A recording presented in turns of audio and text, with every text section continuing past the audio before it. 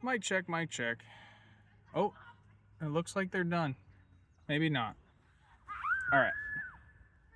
I'm sitting in the car after school carnival, so I had some thoughts and I went on X and saw another game shut down. So I had some thoughts.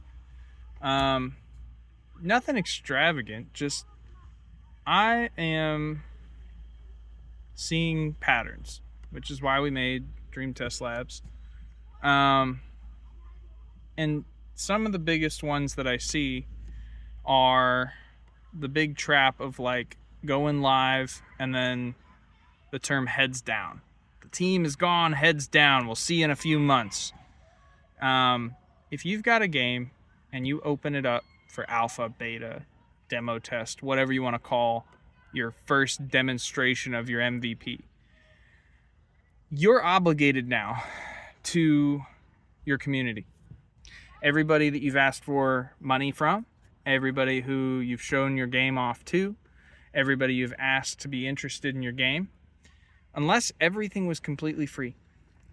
I think that demo and beta should not come with a price tag. It's not anymore a privilege to be first in line to a demo. You want player acquisition. You want people to be interested in your game. So why charge it up front when it's not even a finished product other than to steal people's money? And I say that, I that's harsh maybe to say steal, but I think the problem or the trap that teams put themselves in is they start asking for money before something's complete.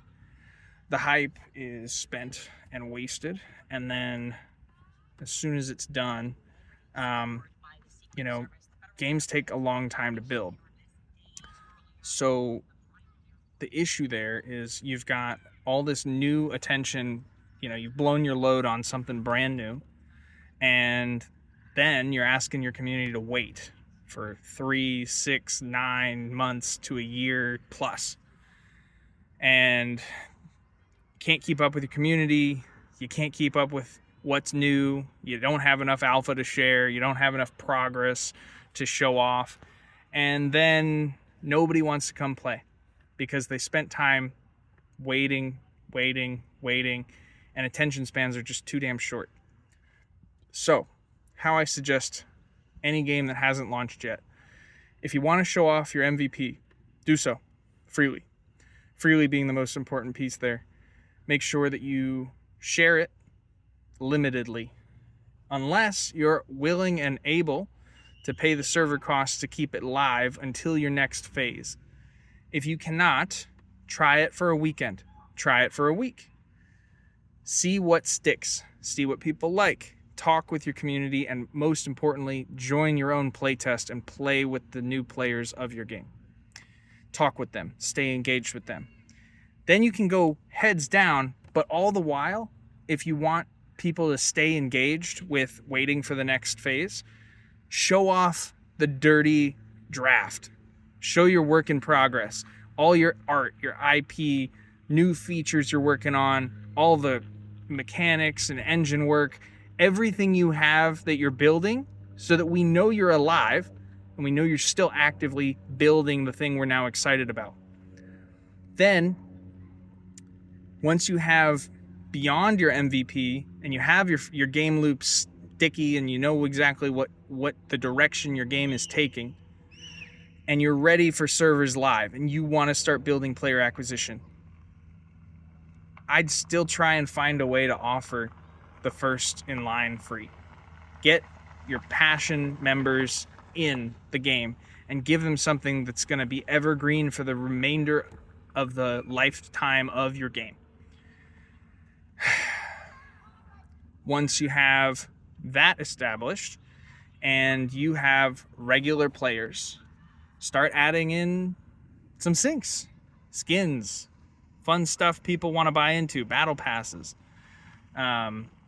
flex material, stuff people are earning from grinding and being like rewarded for loyalty to your game, or just lots of play.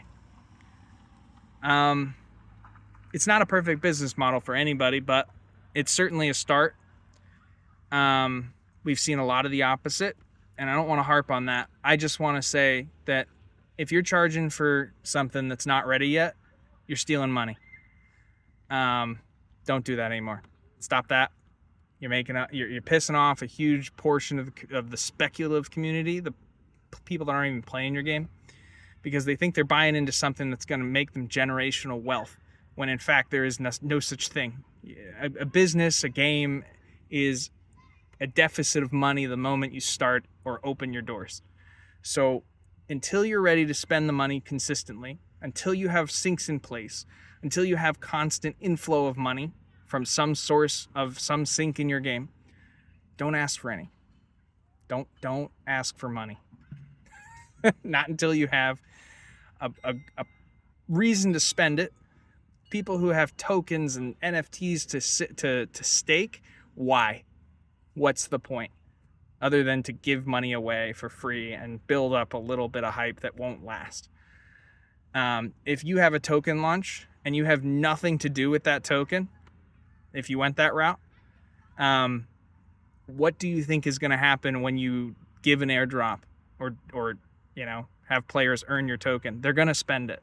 If they have nowhere to spend it in your game, they're going to liquidate and leave once things get boring or they stop earning money.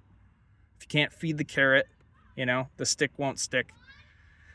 So, just some car thoughts. I'll probably sort this out. It's a pretty long video, this. So let me sort this out and I'll post something up about it, and we'll see what it comes from. But hey, that's what I had. Sorry for all the games that have had to close out because of mismanagement or lack of planning or just falling out of popularity because the new rubbed off.